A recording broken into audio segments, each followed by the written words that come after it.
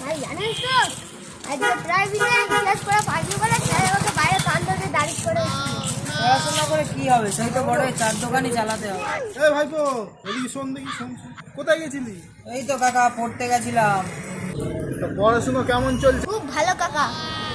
তা প্রয়াগ বড় হয়ে তুই কি হবি? কেন বড় হয়ে বাবা হবো?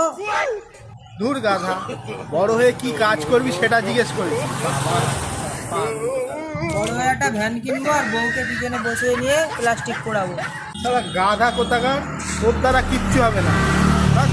আইহান, তুই বড় হয়ে কি হবি? আমি বড় হয়ে ডাক্তার হব।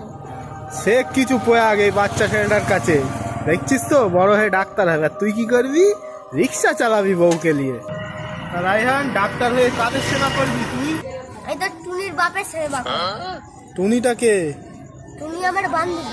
আমি একদিন টুনিকে নিয়ে পার্কে গেছিলাম, ওর বাবা দেখতে গিয়ে আমাকে অনেক দিয়েছে। তাও তুই ওর বাবার সেবা করবি?